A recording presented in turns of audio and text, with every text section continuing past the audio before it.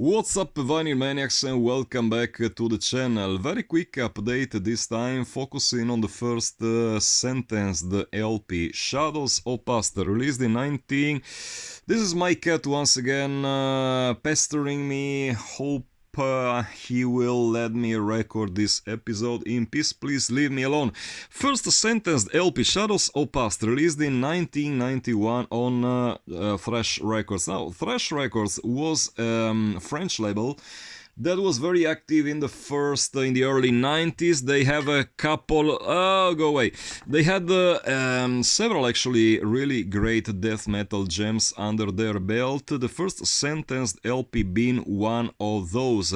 Now, this band is of course nowadays very popular. Back then, of course, they were at the time of their first LP, right after their demo tapes, and you can tell by the look of this LP that of course they didn't really go for a professional layout. The cover artwork does look childish, but that's also one of the reasons why this album has become so sought after and rare these days. The old school maniacs will always want the first edition, no matter how childish and rushed it might look like in this example. You can tell that I think they actually the logo is cut and glued, because you can tell like there are some small signs all around the logo. This was definitely not done via Photoshop. I doubt the Photoshop existed back then, but that doesn't matter. What matters is that this album is a solid death metal masterpiece that back then I think that they were the first Finnish death metal band that made it on vinyl. I really can't remember if Convulse perhaps came up with their World Without God before them. Really can't remember which album came first. Bottom line, this is, definitely a landmark in the history of Finnish metal.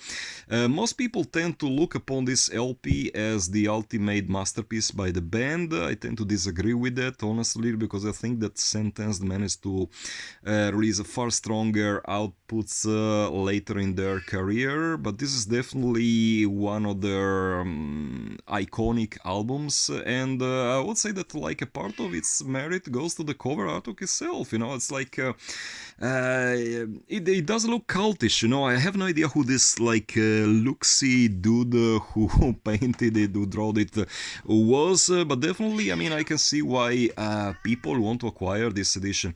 This might as well be the most expensive copy ever sold on Discogs. Got an offer way too good to be turned down, which reminds me, several people ask me if I'm selling my death metal collection as well as my black metal collection, which is officially up for grabs. The answer is no, unless you come up with some very, very good offer, isn't the case being. Sadly enough, Discogs took quite a lot of fees of the final amount of money that ended up in my pockets. Doesn't matter. What to be said about this LP? The band was definitely very young at the time, you can tell by the looks in their picture. Several of the songs come from their previous demo tapes, which I once owned in, not in their original editions, of course. I was very active as a tape trader back then. Got them, on a generic, I think, Sony tape, whatever, back in the early 90s. I do still like this LP quite a lot. It's full of insanely great riffs, but once again, for the kind of money I got, it was just impossible not to let it go. Once again, this is, you probably know me at this point, this is an obsession of mine. This copy is as close to mint as possible, and I would tend to think that a lot of it is due to the fact that the cover is printed on this just fine glossy paper. I've been mentioning this I don't know how many times. Labels, if you ever hear this video, please do release your LPs pressed on glossy paper cover, because it makes the whole thing less prone to damaging and far more easy to be preserved in time. This copy is like 30 years old, and as I said, it's really, really in gorgeous, almost pristine conditions. What I like about these old school death metal albums from the early early 90s is their the thanking list, the thank list that you can find at the back covers. You have an idea, I mean, people from my generation will probably remember this, but you have no idea, guys, how many bands I found out, I discovered just thanks to thanks lists on the back covers of these LPs. That was how we got in touch with the new bands, how we got introduced to new bands. Nowadays you have Spotify, Bandcamp, whatnot. Back then all you had was like thank lists and zines to get introduced to new bands.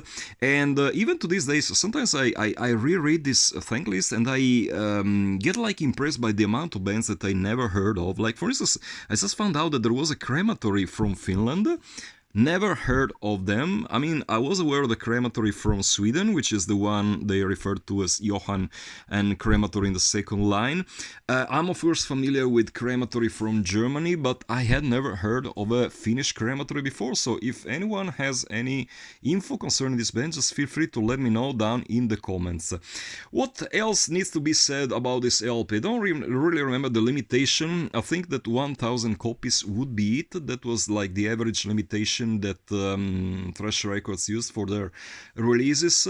It was later re-released, I believe, by Century Media in the last years with the original cover artwork, because previously I think that the band was kind of embarrassed by the cover artwork and also by their logo, because they decided to go for a completely different revised artwork in the following re-releases. And also, of course, that logo, you probably know the present sentence, the logo is completely different.